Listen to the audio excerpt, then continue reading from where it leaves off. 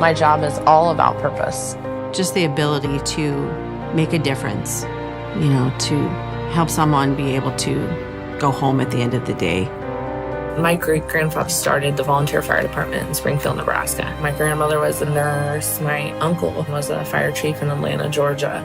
So somewhere down the line, it was my purpose to be doing this. Yeah, we're a family here. The data we get from Rapid SOS is life-saving.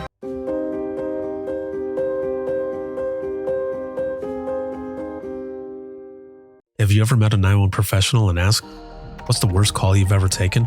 Well, here's your answer. I heard your last breath the night you flipped your four-wheeler. I tried to call you the day you committed suicide by driving your car into a tree. Blue face, cold to the touch. I helped you with CPR after you found your infant face down, not breathing. It messed me up. I did everything I could, but it wasn't enough. You were with me from the beginning, Grandma. 27 years later, I took the 911 call when you died. How fitting to be there for me in the beginning, and I was there for you in the end. I miss you, Grandma. I am 911. This is but a glimpse into the world of emergency dispatch. But what is it really like to answer a call during someone's nightmare? What is the impact of the first responder answering the call? Available on Amazon or where you purchase your favorite books and ebooks. Imagine listening. Your worst day is our everyday.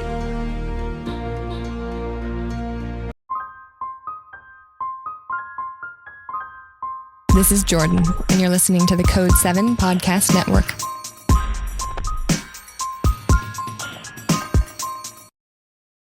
Warning. This episode contains the 3 A's of podcasting: adult content, adult language, and awesomeness. You've been warned. Good. If I could even just go back and talk to myself, asking for help isn't weakness. Yeah. Would be one of the biggest things I would tell myself right off the bat. I'm sure myself would be like, what the hell are you doing here? What did we do? What's going on? It's the ghost of Ricardo Pass. Yeah. But and to anyone who's watching or listening to this, whether it be right now live or in the playbacks, that goes for all of you as well. Asking for help is not weakness. There's more courage in finally getting to a place when you can feel comfortable to open up, but especially those around you who help create a safe place for you to be able to open up, excuse me, and share what it is, that is going on. Don't be afraid to reach out and share your experiences, because I mean, you all know I'm all about storytelling, and your story could be someone else's inspiration, and you might not ever know.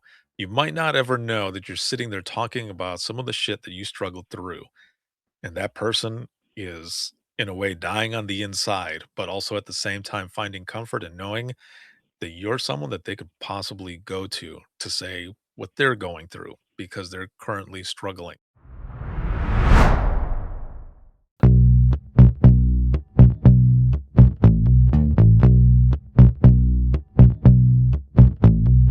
Welcome to Within the Trenches, true stories from the 911 dispatchers who live them.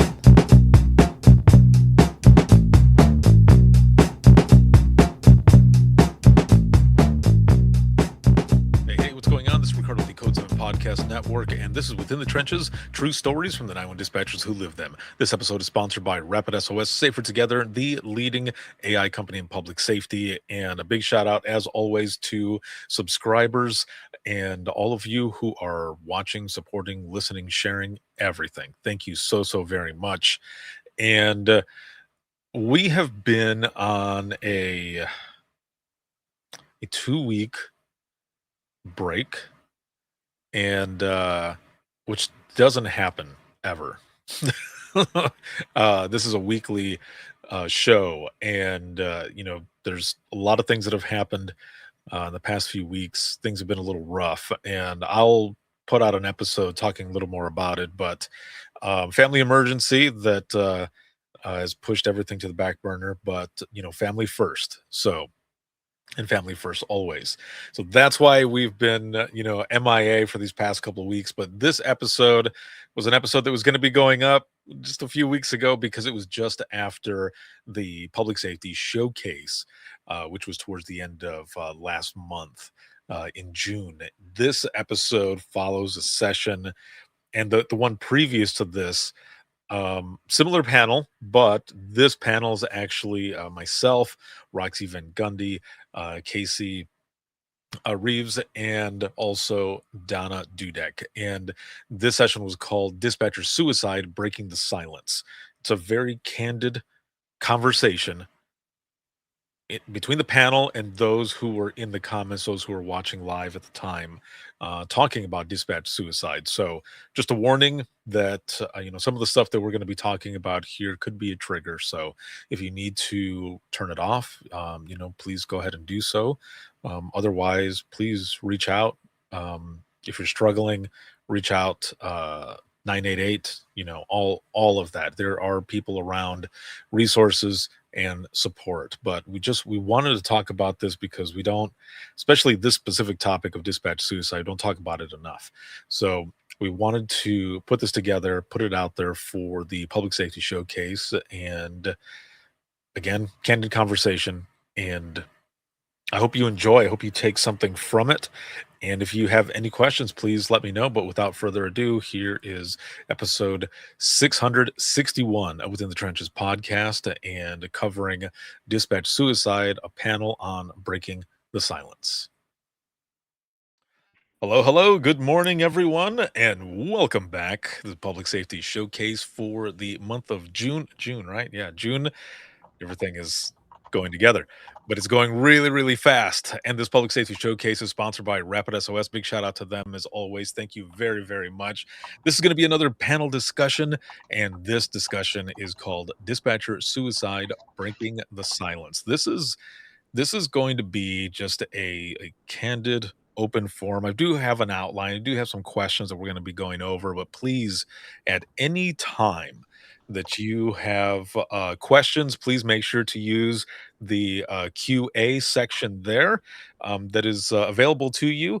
And otherwise, I mean, if you put them in the comments there, we'll be able to pull them out here and there. But I want to try to give each one more attention while continuing to keep the conversation going. And so we're just going to start out with a brief introduction with who you are, a little bit about your background, and Donna, we'll start with you. Go ahead. Good morning, everyone. My name is Donna Dudek. I am coming to you from Austin, Texas. I have a little over 29 years experience in law enforcement across 3 states, starting in my home state of Illinois. I worked 12 and a half years in California in wine country, and now I'm here in Texas where I am the training supervisor at my agency. All right. Excellent. Excellent. Thank you for joining us. And for Thank you. those that are new folks that have just jumped in that may have missed the first session, Roxy, a quick background and summary, please. I'm Roxy. I run a center in Kansas. I have been here on and off for 21 years. I started here and now I run the show, which is kind of cool. I spent about 4 years in the middle of all of that in Alaska, and I worked for the Alaska State Troopers in the Northern Division in Fairbanks. Did a lot of wildlife trooping and really crazy Alaskan crime because Alaskans can always do it better. I am big in Nina. I'm big in all sorts of things. So if you don't know me, friend me. Let's chat. And I have a really great dog. Heck yeah. I love that Mohawk. My Yeah. daughter's, Everyone knows Roxy, though. yeah, my daughter's love buddy. Casey, go ahead. I'm Casey. I currently work for Eventide Communications. I always say I came over to the dark side, but prior to that, I worked for about 10 years for Fairfax County 911. And I'm the co-chair for wellness for Nina. So I get to work with Roxy and Cassie Sexton to make sure that we are improving wellness in 911. It's a passion of all of ours. So we're here today. All right. Excellent. So let's just jump right in. Let's start with the absolute hard truth, because we've seen a lot on social media and I'm sure this has been around a long time. We just have not seen it, known it, or whichever. So this hard truth of dispatch suicide, why do you think dispatcher suicide is still something people whisper about? Donna, let's start with you. I think it's something that people still whisper about because our job is still something that people kind of whisper about. Like, we're still the unknown factor in first responders, and we're still kind of the redheaded stepchild in many, many ways. So we're often overlooked and overshadowed. And, like I've said many times, people don't understand what we do. We're still seen as secretarial staff, operators, clerical, and because we're not out in the field, many people what see what we do is not serious. So because of that, it's still something people whisper about because it's so stigmatized. And because we're not seeing it, we're not there, therefore we shouldn't have the trauma of the on-scene responders. Agreed. And Casey, what are your thoughts? Why do you think dispatcher suicide is something that people still whisper about? Yeah, I think suicide in general has always been whispered about, right? Like usually if someone passes away from suicide, it's not announced that's why. I think it's become more relevant where family members and friends realize the importance of mentioning that so that you could see this person was happy or, a regular person like me and they were suffering too. But in 911 even more so because just like Donna said, people don't realize what we go through. And I know we talked about this on the previous recording that we need to make sure that we're visible in the community and others realize the trauma that we experience and everything that we do go through. So I think that this has always been a problem. I think this year is the first year that we're really pushing to try to understand and show, that this is a problem. And we probably still don't even know all of those that we've lost to suicide, you know. I agree with both of them, but I'm going to add another layer to this. I think that a lot of us old folks grew up in a very paramilitary dispatch, and so we were taught by sworn that we don't talk about that kind of stuff. And so I think that we've done a disservice to our profession because we've continued to perpetuate that cycle. It was a habit that was instilled in us as baby dispatchers, and I think that it's trickled down. And I think that our law enforcement partners and our fire service partners are getting better at opening that door, but so many of us have just we grew up in that very structured environment where that was not something we talked about. So I think that doesn't help. Yeah. Yeah, there's the potential for agencies, not wanting to appear broken, Yeah. right? And those not wanting to be labeled, seen as a certain way. Us as 911 professionals, we're called the calm voice. So that's what people expect. And I think that's why you don't always want to show certain things. I mean, I was the same way. Before I opened up and started talking and everything, I did not want at all for anyone to think that I couldn't do it. Or if I wanted to cry, holding it back and holding it back and just thinking, "No, these guys they're gonna give me shit because I'm actually feeling this, and I'm the one who's supposed to get through this. I'm the one who's it's a lot of pressure, right? It's a lot of pressure, and you add in the thought of perfectionism because we're in a spot where we're handling or dealing with lives, and in a spot where people think that you need to be perfect. I think we a lot of times get in our heads thinking that as well. And any minor little thing, what do we always say? "Oh, I could have done better. I could have done this or I could have done that." So that adds a lot more to it when we have to actually think for a moment, "Hey, I'm human and things are going to happen that I don't really want to happen, right? But things are going to happen, and I need to figure out that balance, and that's why conversations like this are so important because it also helps people know that there are others going through the same thing, that they are not the only ones. So here's another question then. When we start to break this down a little bit, what does struggle actually look like? This was something that Donna and I talked about. I actually posted a video last night about it as Mhm. well, and calling out that her and I talked about this in it's the most recent episode of Within the Trenches podcast, 659, where we talked about this. But we say, what did struggle actually look like? And Donna says it looked like me. Yeah, And in my head, I'm like, what do you mean? Like, I knew what you meant, right? But I wanted to hear more. yeah, And what did you say, Donna? It was like you were laughing, you were smiling, you were yeah. making cookies, right? Struggle looks like the person who laughs the loudest and who, and it's often said that, we think about the person who comes to mind is Robin Williams, the person who laughs the loudest, the person who takes care of everybody else, the person who goes out of their way to make sure that everyone else is okay. That was me.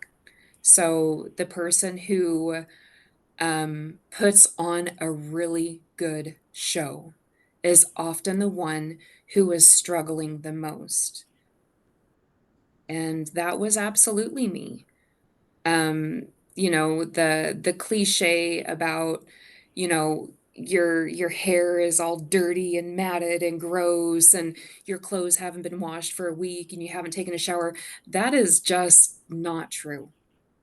You can be functionally depressive.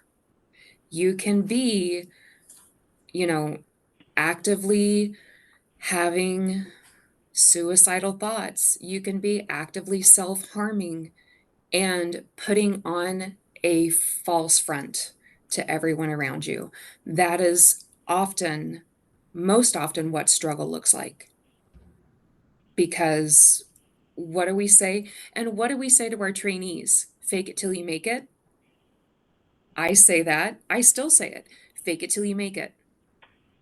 So if I'm like, I'm struggling, but if I put on this dress and if I put on my makeup and if I brush my teeth and I wash my hair and if I bake cookies and if I laugh at the jokes and if I tell the jokes, then maybe today I'll be okay. And maybe today my coworkers won't think there's anything wrong with me.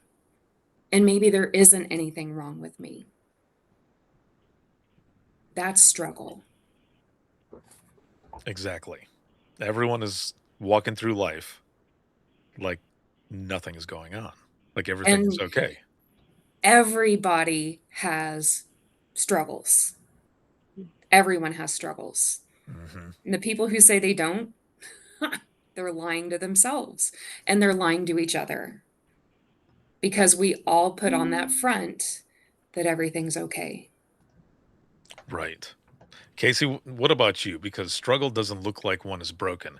Struggle looks like what Donna says, and what she explained as well. So for you, what are some examples of what struggling looks like?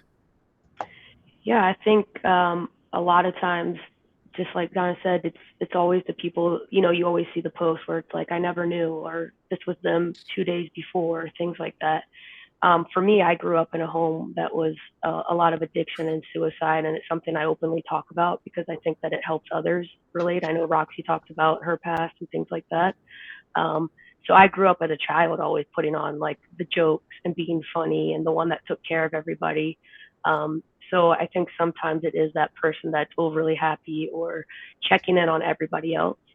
Also, maybe someone that is seems like they're not out and about anymore. A lot of times close themselves off other than work, or they come home and they're not showing up with their friends or responding to group texts anymore, and you just think, oh, maybe they're tired, or it's those moments when we should really make sure that we're checking in a little bit.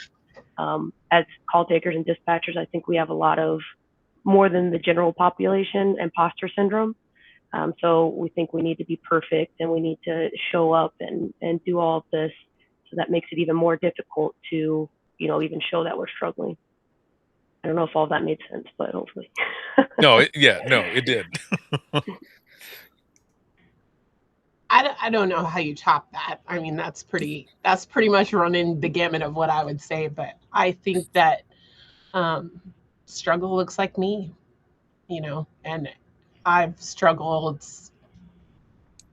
a lot in life, and I continue to struggle. And I think that, some of the awareness that we need to have is that struggle is sometimes ongoing, right? And you have to be aware of that. So struggle is me. So, Roxy, this next question is for you to start out. Yeah. Um, why do you think it is that it's easier for 911 professionals to help strangers versus helping themselves? Because I think for me, it helped me to kind of disassociate from my trauma, right? Like if I helped a domestic violence victim, that was a way for me to help myself in a time that I couldn't help myself. I think we want to help fix all the broken pieces inside of us. And I think it's really easy in our line of work to be able to do that in a meaningful way. I wanted to make all of the world right again, even though I wasn't very right. And so I think for me, that was where it helped and hurt me in some ways. Yeah, Lori's correct. Self-soothing wrapped in a profession. Yeah. Absolutely. Casey, go ahead. Same for the same question and all. Why do dispatchers? Why does it seem like dispatchers are able to help strangers a lot easier than themselves? Because I think it's hard for us to recognize our own struggles. And like Roxy said, it allows us to be in that work mode, that zone where, we're just pushing forward, just like when we hang up and we take the next call and we don't think about our own struggles. It's like compassion fatigue for ourselves. We know that we're struggling, but we just got to come in and get the job done. And, we listen to people die or mothers scream because their child's not breathing. What could be worse than that, right? My struggles aren't as tough as that. So eventually it all builds on and builds on and builds on while we ignore it. But we're helpers. We're not obviously in this job because we want to be millionaires or because it's easy and fun. We're in it because we care and we want to take care of people. I feel that. Yes, definitely. Every person that I've ever spoken to has said something similar, like, this is my calling, or I wanted to be the person to help, like I needed someone back then, and we continue that cycle. Donna, same question for you though. Same as what Roxy and Casey said. And, I think because we can compartmentalize and for that time that I'm at work, I can put all of my struggles in a box, put them away, and I can help this person. I can help this domestic violence victim. I can help this person who was just sexually assaulted, and I don't have to worry about my own. I don't have to think about my own. Um, oh, your daughter is cutting herself. I can help you. Your child was just hit by another kid. I can help you. This officer was just shot at. I'm going to get him help. I'm going to get him home tonight. And I don't have to think about all of my problems. I can do this job because I'm really good at this. I may not be good at my personal life, but I am really good at my professional life. And that's easier. That is easier than dealing with my own life outside of those four walls and outside of the headset. Yeah. And like what Roxy said in the chat, I am helping somebody when nobody helped me. I'm giving them the help that I needed, maybe when I didn't know that I needed it. maybe that's why certain calls I think resonate with all of us. Like Roxy Yes. mentioned, a DV calls. I know for me it was always the little kid hiding in the closet and me telling them you're doing the right thing by calling. And so it's us, helping when the person that we should have been helping us or we wish was helping us. Yes. Yeah, and it looks like in the comments here, a lot of people agree as well. I like what Lori here says too. Harder to look in the mirror and admit where we may find ourselves, Yeah. and that's something that I say a lot to people. That it's nobody wants to look in the mirror and say, "Oh shit, it's me," or part of it is me, because that's always that denial piece. And I tell people too. Years ago, I was in that denial spot. I didn't realize it at first, and but I had to finally look at myself and realize, hey, you got to work on you. Um, there's a lot that goes with that. There's a lot that is there to unpack, but of course, it's when you're ready. And then, like Amy says here, for me, it's easier to help others and focus on them. It's it's the job to help others. And Erica down here says something similar. It keeps us so busy, we don't have time to stop and think about what is bothering us. Because then when you do, and you're not ready yet, it's a little scary. Yeah. It can be scary because all of these different feelings start coming up. I mean, and when I say I was in denial as well, I was one of those who would say I left it at work. It didn't come home with me, but it does come home. And it manifests and it goes all over the place. It does come home.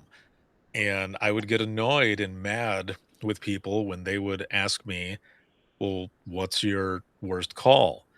Because that was my brain. That was me in denial, thinking that people just wanted me to relive certain things. And it wasn't. That's not what it is at all. These people aren't, they don't want you to relive it. It's they're just fascinated with what you do.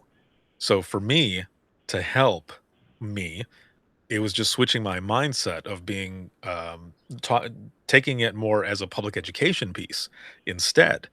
And but also telling people, and I still tell people this now when I mention what I used to do, is I have taken calls that would give you nightmares because they gave me nightmares. And I don't want to put you through that, because I did put someone through that once, and I will never do that again. I felt really bad.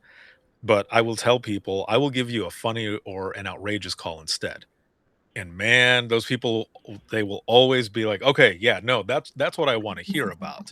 But going along with this question as well that I asked, one of the other things that I saw someone say once was, I answer emergencies. I shouldn't be one. Like that was a thought that they had, which is why it was easier to help others versus themselves. And I thought, damn, that is I mean, that's a tough one. Roxy, what do you think about that comment specifically? I answer emergencies. I shouldn't be one. Like that's tough. Well, right. Like, and I think we get into this mindset that we shouldn't be one because we're the solver of all the emergencies and problems, and we're the fixer and all of this. And I think we're like programmed, and maybe that's programming we do to ourselves, that we shouldn't need help, and we shouldn't be anybody's emergency because we're too busy saving the world. So I completely agree with that. I lived in that space for a really long time. Yeah. And that's why I'm glad that we are here today and having this conversation. I do want to mention really quick, it's 11:40, and Casey, you said that you'll be Yeah, dropping so off here pretty soon. So I wanted to make sure to give you a moment for any closing thoughts before you have to jump off for your next meeting. yeah, so I had a therapy meeting. Perfect timing, right? But my doctor just texted me that the system is down and she'll let me know. That's why my alarm went off, so I could stay on for a little bit All longer. right. But Awesome. therapy is good. Everybody should have a therapist. So Yes. Yeah, exactly. Okay, so we're gonna be working into some of that as well here on the portion of what actually helps. Before we get to that, this is This question is going to be, it could be a little, it's definitely going to be deep. And so, Casey, I'll just go ahead and start with you. But I would like to hear from all three of you. So, if you could sit beside every single dispatcher, every 911 professional listening right now about this topic, what would you tell them? For Yeah. example, like going to therapy does not equal failure. Things like that. Like, what are some things that you would say?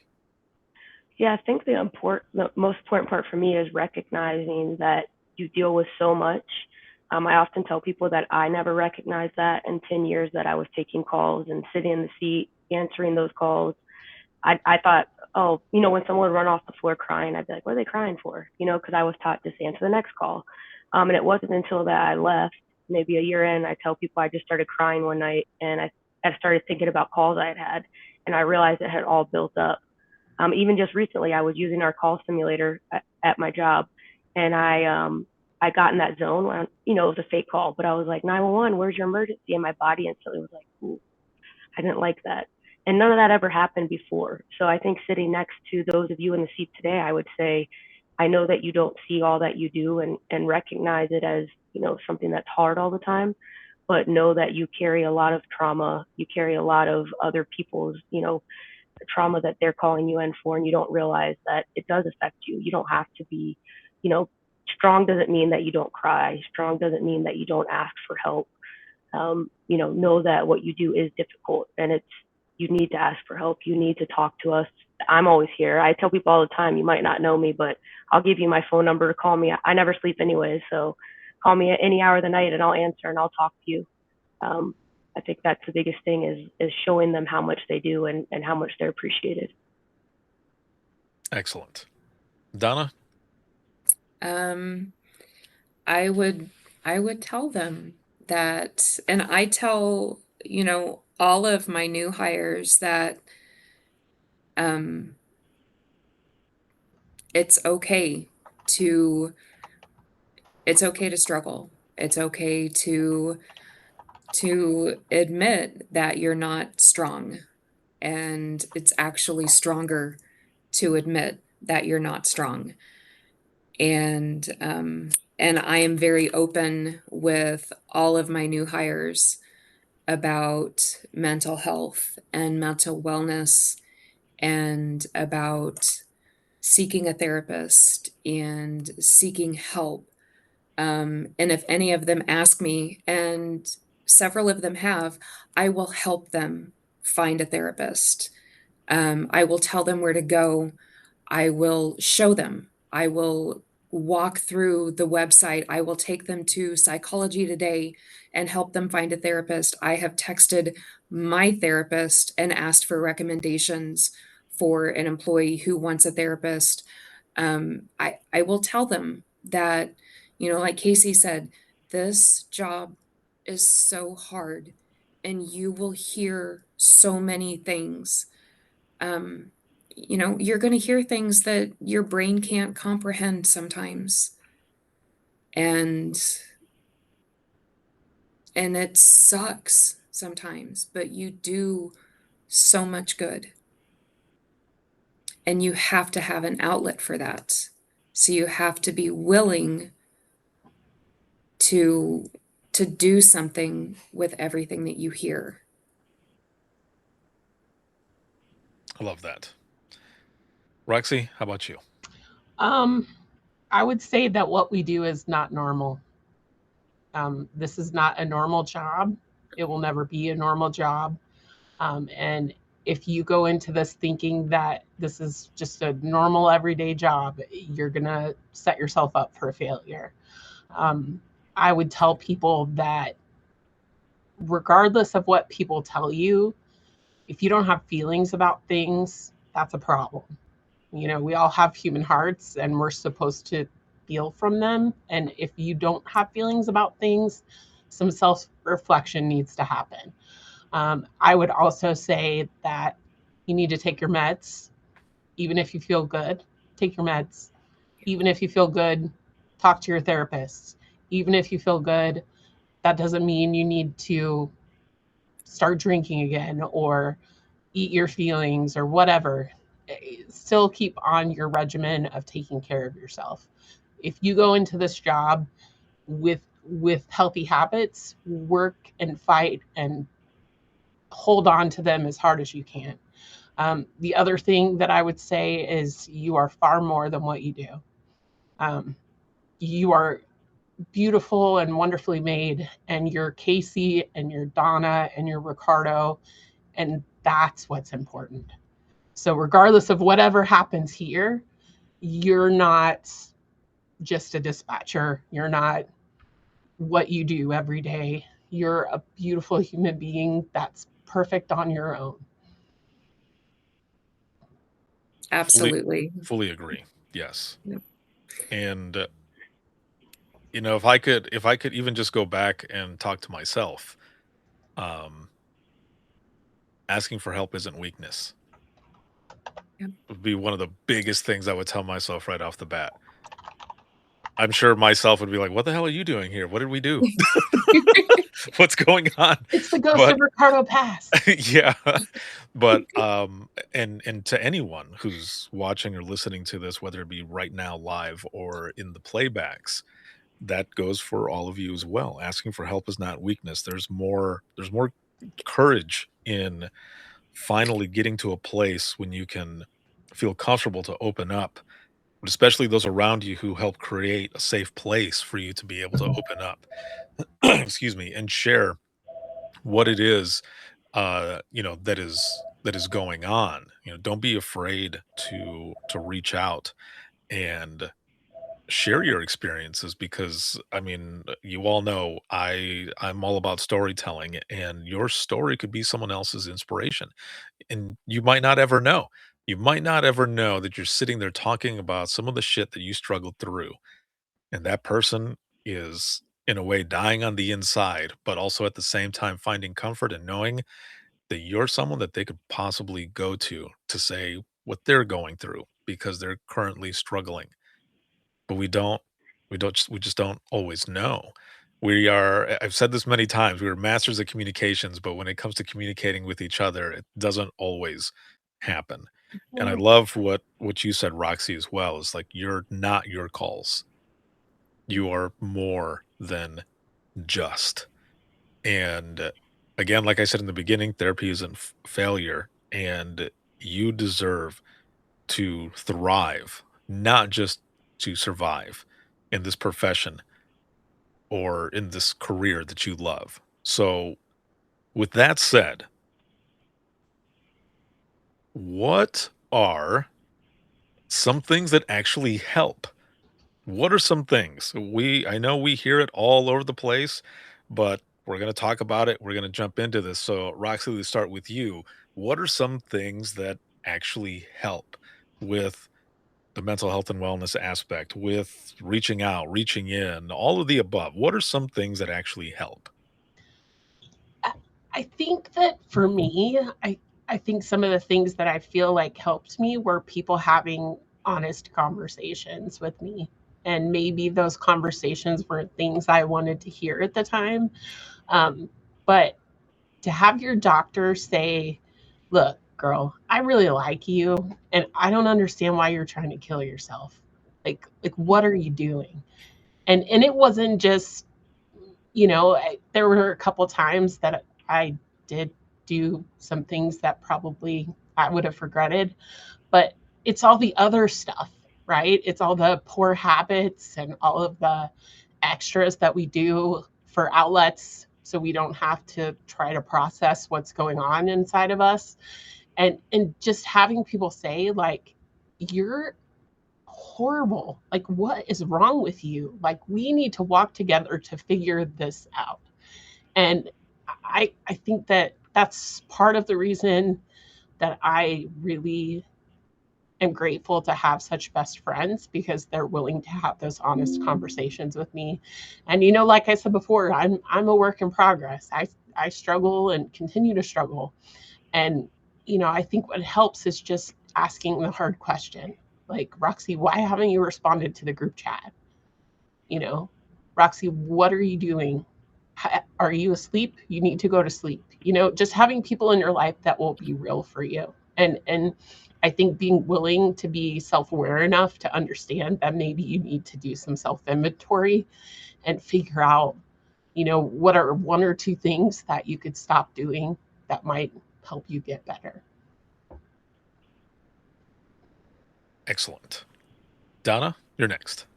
Oh, um, I think for me, like one, realizing that what I was doing, um, was really, really, um, harming, myself. And, I don't, my story is very long and it's very traumatic and deep and self-injurious and injurious from other people, but being able to come to the realization that if I didn't get out of the situation that I was in, I was not going to be on this earth anymore. Um, and taking the steps to do that, and then being able to do that and finding a path out and starting to come out of that darkness. Um, and it's taken a very long time. And I think that even now, like, like when you and I first met, Ricardo, I was still in that darkness. So now, because like Roxy, I am still a work in progress. I struggle. I am still um, not okay. I am beautifully imperfect and broken, and I will always be broken, and I am happily okay with that. I have my self-care things that I love to do. And like you and I talked about the other day, one of the things that helps me immensely is acts of love and service for the people who care for me and for the people that I care for. Um, Anita Squeezy Butter. butter. Yes. The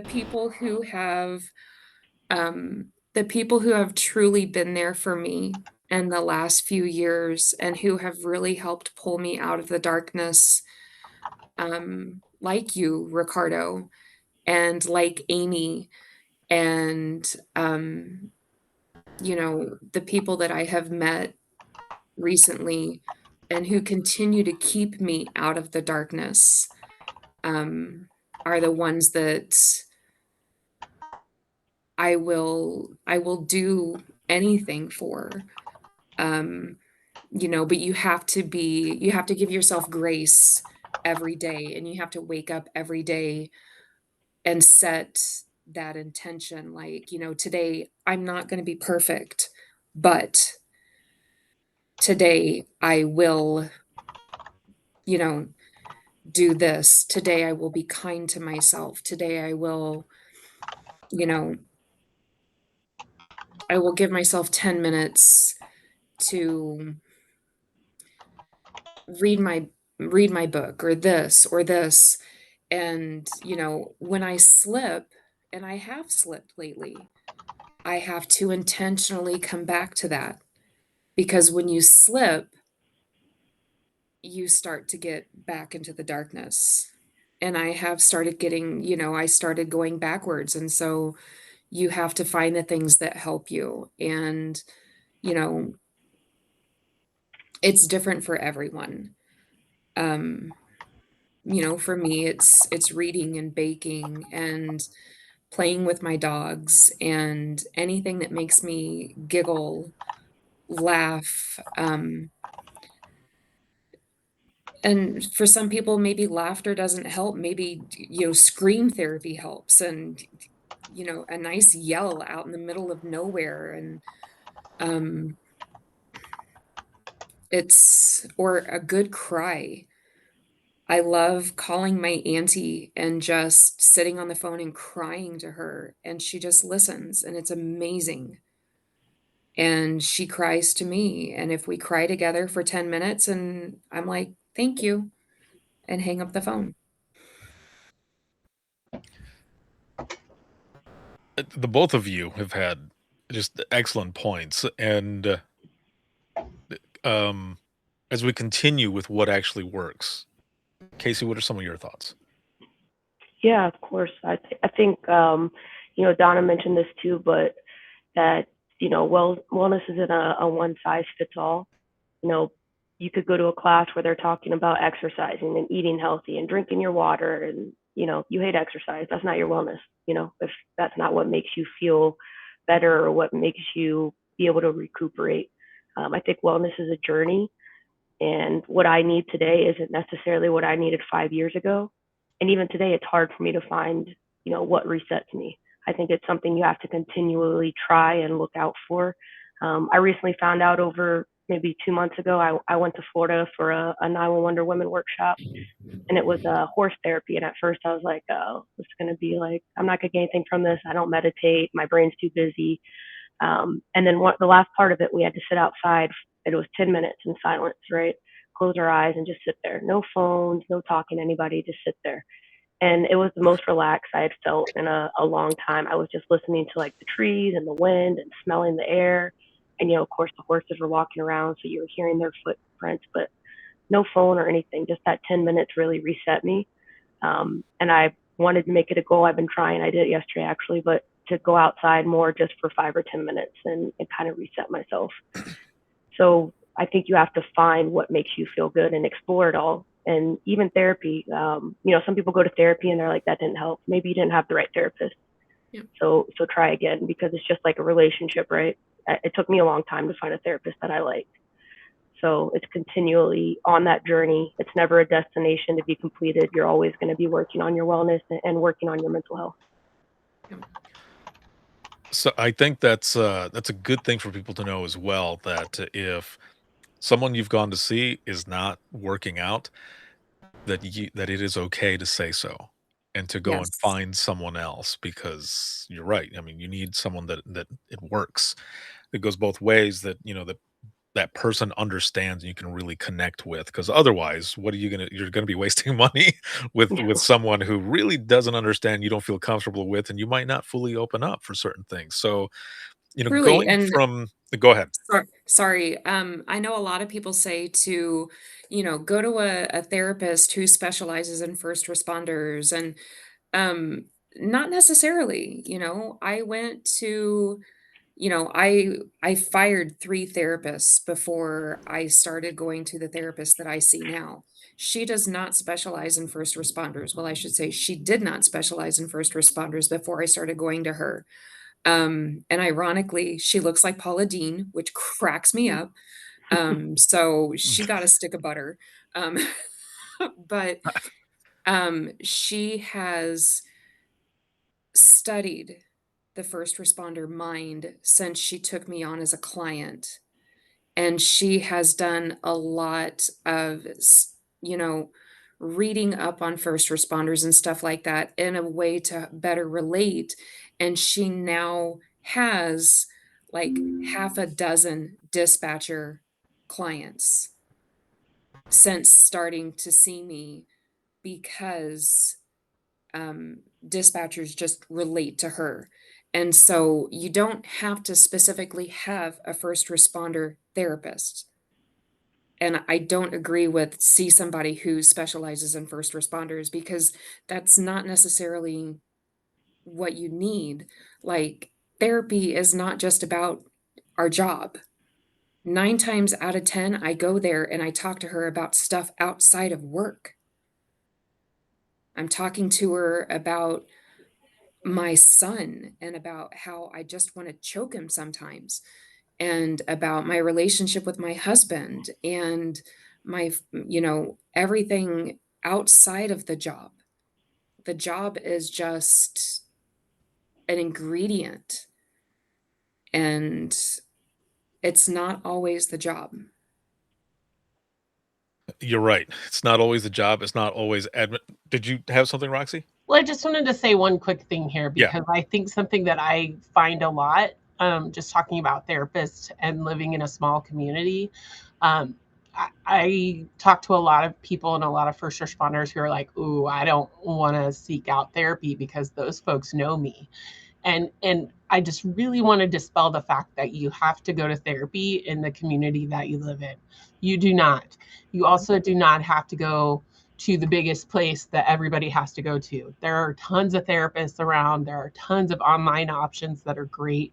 Um, and there are people within our community who can connect you with outside therapy that has nothing to do with your community. So I think sometimes people shy away from that just because of where we live, and we go to the grocery store with these people and we don't want them knowing our business. But there's so many options in 2026 that you're not limited. So just keep that in mind.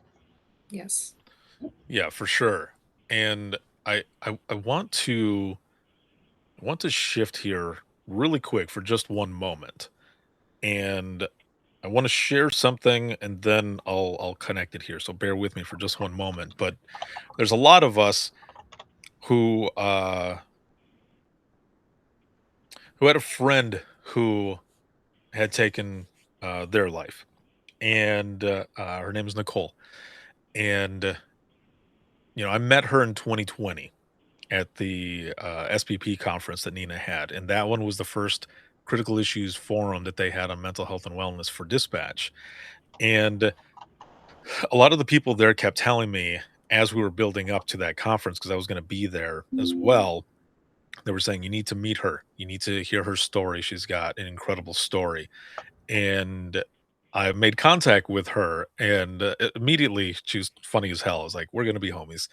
And we met at the conference. We sat in the lobby coffee shop slash bar, and it was just during the day. We were sitting there and we were recording, and she shared her story, and I just thought, phenomenal. Like, this is something. She had PTSD, left dispatch, came back after working on her, and was there. She is right there in the comments. Yes. Um, and I remember her saying, I wish my family was here to see this. And I said, well, I can record it for you. And I was sitting up front. My arms still hurt up to this day from holding my phone for that hour and a half or whatever it was. But her story was just so good. And she was traveling around with a lot of us doing different talks about mental health and wellness and everything. And then just a few years later, she ended up losing that battle of mental health and wellness. Again, I don't know all the circumstances. All I know is that one morning during an APCO conference when we were all in Nashville, we all woke up to the news that she had passed away and that she had taken her life. And a lot of us, me included, still to this day, I think, what did I miss?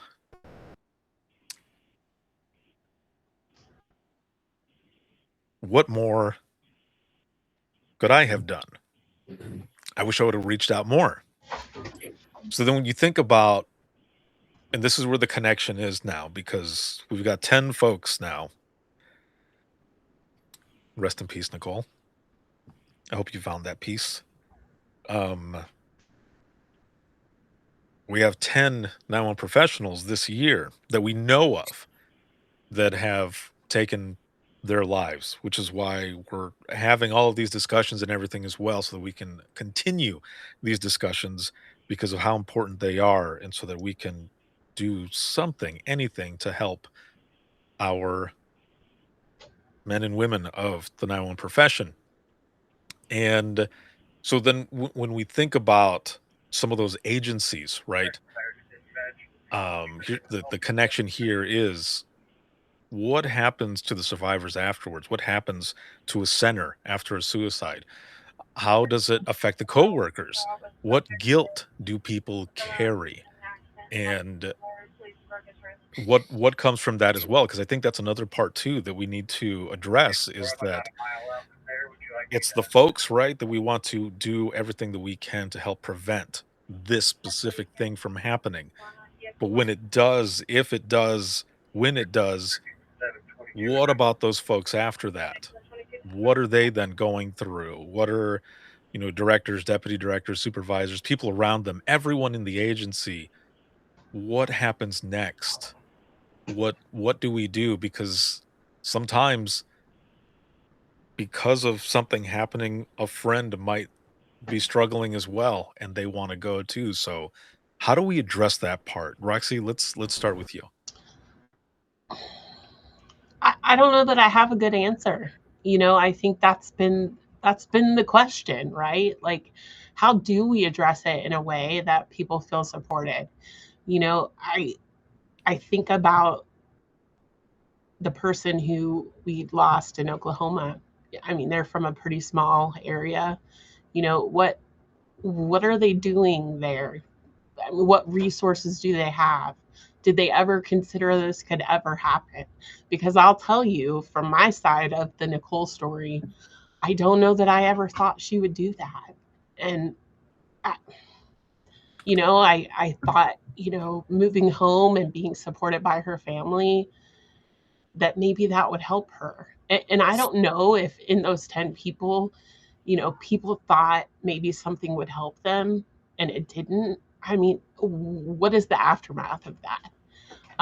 I don't think anybody has a good answer. And I think that, like Casey said, for therapy, every center is going to be different. Their needs are going to be different. The person and how they impacted that center is going to be different. Um, I just think that it all leads back to us telling our stories, right? Because maybe those 10 people, had they found somebody who they could have related to or somebody's story that they could have held on to a little bit longer, maybe that would have made the difference. I mean, I don't know. Like, I'm totally speculating there, but I don't know that there's a great answer of how we support people and solve it.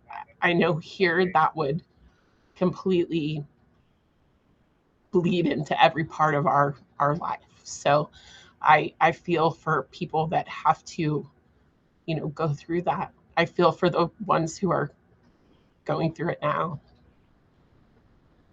Casey, what about you? I see you posted something there in the comments, but um, how do we address the folks in the aftermath, the survivors that are there, because I'm sure there's some people who might have a survivor's guilt, or there might be some people who are feeling guilty. Why didn't I see something? Why didn't I say something? Why? What are your Yeah. thoughts?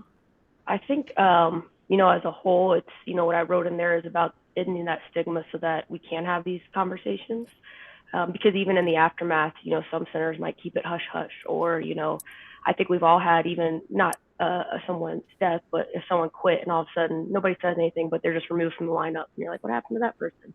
So it's sad and it's hard to talk about, but we need to have those conversations and have those feelings brought about. And every state and agency is different. I know, like North Carolina, for instance, has a huge peer support effort, and they have folks that are trained that can go out and help with this sort of thing. But not every state has those resources.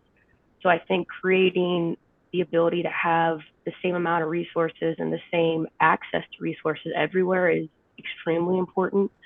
Whether I live in Kansas or North Carolina or Washington, D.C., I should have access to the same help that every other center does. And I think we gotta keep telling people that even if you don't live in North Carolina people will help you. Yeah. We're all a big community. We're a giant small town. I mean, they will help you. The people who have these systems built, you just have to ask. You just have to reach out. Like, you're so right, Casey. You're so right.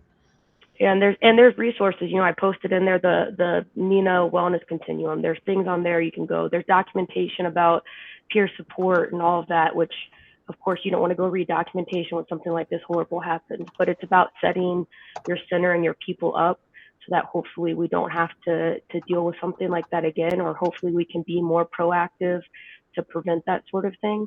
because those people were probably already suffering and now they just lost a family member, right? When you work with someone in 911, it's not just a friend or a coworker. Those people are your family.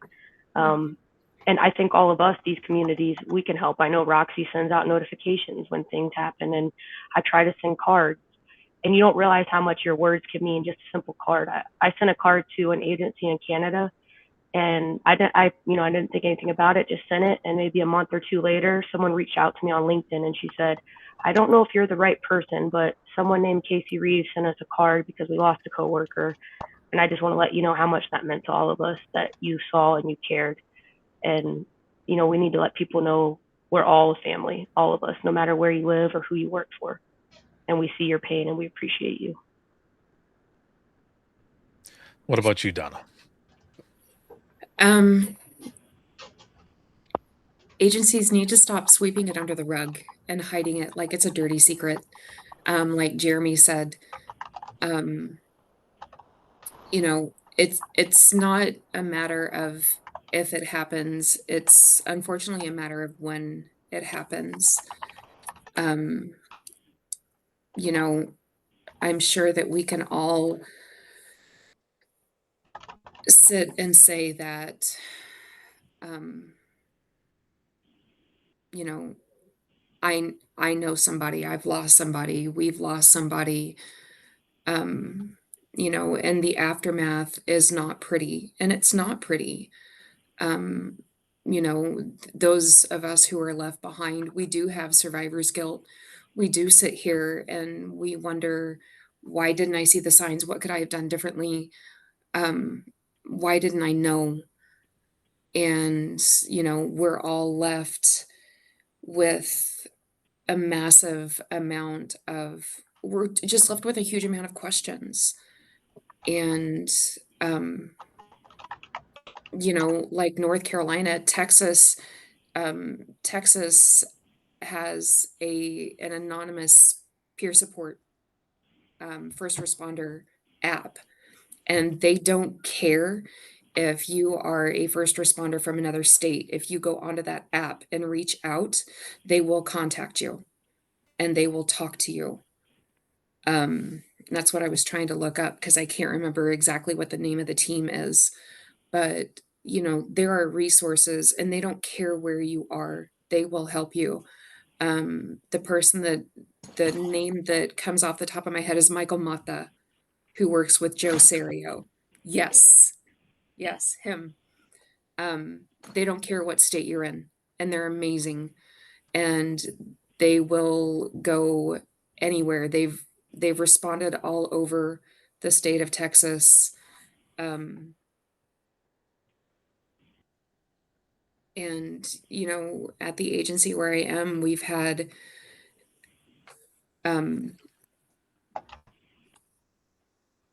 deputies who have taken their own lives in the last few years, and the aftermath is horrific. And in my years in law enforcement, I've lost brothers and sisters, and I can name every single one of them right now. And getting that notification, I remember getting a notification of a friend, a very close friend, and I got the notification and I literally threw my cell phone down the hallway because I just could not. You just cannot. And you're left with, all the questions and the anger and the guilt and the suffering. Their suffering is over and ours has just begun. And that's how I see it. This has been an excellent conversation, and conversations like this need to continue to happen. And I'm going to make sure to continue doing what I do, pushing all of these stories and helping people know how important they are and how powerful they are with just their voice and their story, but also that all of us are here to help and support because we've been through similar things. And I want to end with this question. And this question is looking towards hope. And Donna, I asked you this question in our episode, and I'm going to start with you, and then I'll go Okay. around to everyone as we are going into the wrap up of this just powerful session, powerful and impactful. So here's the question. I'm putting it in the comments as well because I want everyone to see it and, maybe if you could respond to it as well. So, Donna, and everyone else, but Donna, we'll start with you. Why do you still believe this profession is worth saving? Like I said the other day, but I'm going to expand on it. We do so much good for this world. We do so much good for this world. We do so much good for each other. And we each of us has a voice, and each of us has so much to offer and so much to give. Hope, compassion, empathy. We are so strong as one person, and we are so strong together that we do so much, and we don't even see it. We don't even know it.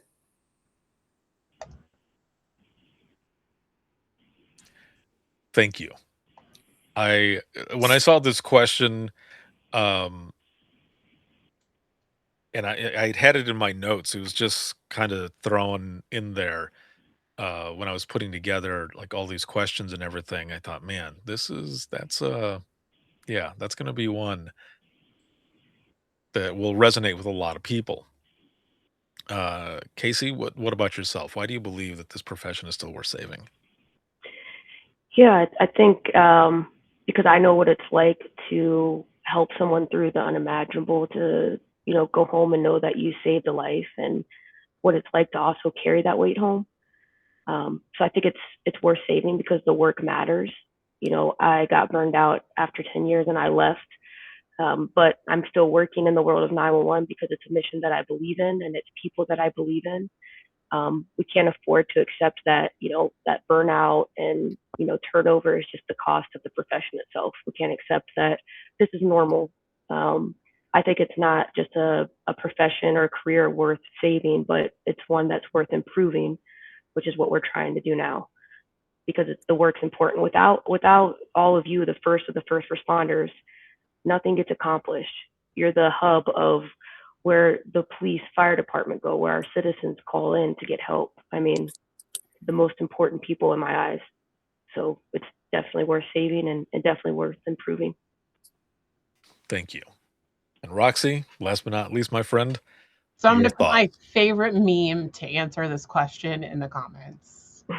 It's literally the best job I ever had. The people are why it's worth saving. I mean, I will die on that hill. 911 people are the best people. It's the people for me. And I think that what we do is a noble cause. It's a righteous cause. We have to be here. But the individuals that this profession attracts are some of the best people that I've ever had the privilege to know, and they're worth fighting for. I'll say one thing to follow up what Roxy said. At my old company, there was a big commercial enterprise side, people that work with multi-million-dollar companies, and I was just a small little redheaded stepchild part of the business. And whenever one of those people would come with me to a public safety conference, they would be like, this is amazing. Like, these people are awesome. And they would want to go out with me, and they're like, this is so different. And I'm like, that's because these are real people. Like, these are real people, not someone that, and, it made me say, these aren't people you're just selling technology to. It's people's life that matter. And these people are in the depths of it every single day. And it helps them see why this work matters. So yes, I 100% believe the people in 911 are the best people. And that's why I'm here and still help from the other side, because you guys are amazing. Hell yes. I love it. I'll just read this last one here. Amy puts, it's worth saving because only a very small part of the population can do this job. And it's what we are called to do. We are fiercely needed, which is why we need to take care of each other. Yep. Hell yes. Oh man, this has been an amazing one, and I thank you all for being here, for being a part of this discussion that we've had today. We need to keep talking about these things and get it out there, and just continue doing the work that we're doing. And it's tough, but again, as long as these conversations continue going, people will know, we'll get it out there, and I will keep pushing if you keep pushing. Please stay. You definitely matter, and there's a lot of us out here who are willing to help, willing to talk, and a lot of us for years that have been fighting for all of you and sharing and just doing it all. So thank you for what you do, every single one of you.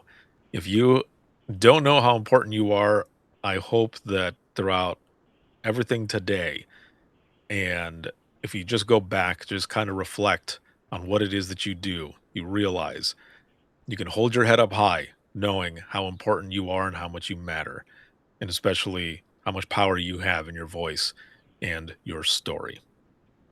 So thank you all once again. And our next session is going to be coming up. I already got a text message from the speaker, I'm sure, wondering when they're going to get pulled into the next one. So we've got another one coming up here. And to close out this month's public safety showcase is going to be good friend Dawn Shumway. And she is going to be doing a session called Stopping the Bleed Within Suicide Prevention for 911. She'll be talking about the zero suicide kits. So that's going to come up here around 12:30. And again, if you all need anything at all, um, you can reach out. I mean, we've all got a profile here within this community as well. You can Yes. DM each other. I do all different types of live events that I'm doing here, and a lot more that's going to be coming up with this community itself. So thank you all for being here. Thank you, ladies, for being part of this panel. And this will be available if you go back when we close out here and it, it kicks you out and you go to the next one, um, on the left side, you'll see that there is a training hub. If you scroll down, go to that training hub, there's a part there for the public safety showcase.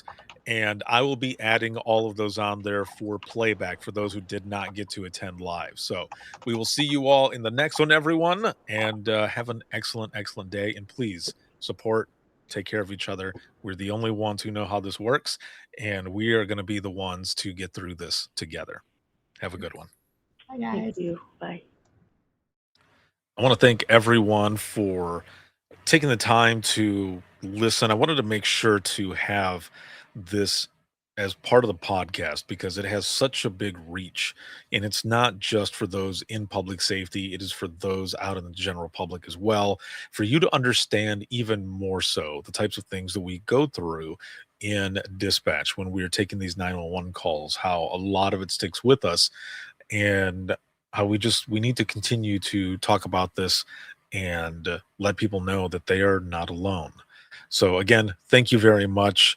Thank you to the panel for coming together, and for those who are there live, for those who've been watching in the replays, for those who watch and listen to this episode. I hope you're able to take a lot from it, and especially all of you in 911. Thank you for everything that you do in this profession, and for those out in the community, those on the other side of the radio and those around you, but especially for you, what you do for you. So thank you. If you have any comments, questions, you ever want to be a guest on the show, you can email us, and that's going to be, well, the easiest way actually to do this is to simply go to links, and that's links with 2i's.co/IM911, and you'll find all of the information there. If you ever want to be a guest on the podcast, excuse me, whether you are new to the profession, seasoned, or retired, I would love to share your story. I've been doing this for over a decade. It is my passion, and I would love to share your story to literally millions around the world.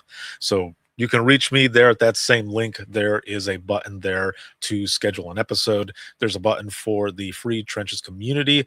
There's so much more coming up on that. And now that I'm back from what's been going on, I'll be jumping in there and almost living there in a way. So make sure to check all of that out.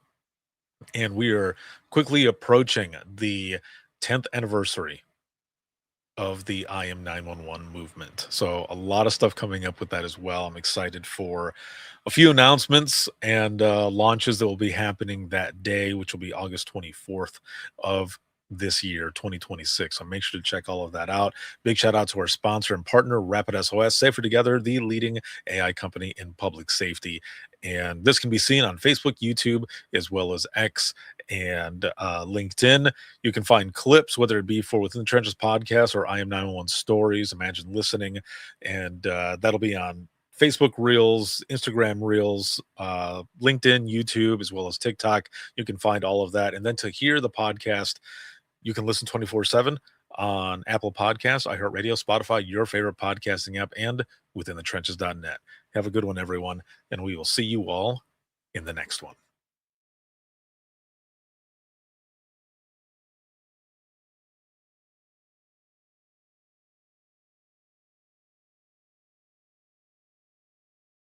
Imagine listening to someone's worst day every single day. Imagine listening as someone experiences life, through their worst nightmare to the miracle of birth or a life saved. I'm Ricardo Martinez, a former 911 dispatcher, and for years, I've been recording the voices of a hidden world, ours. I've provided a space for 911 dispatchers to share their powerful stories.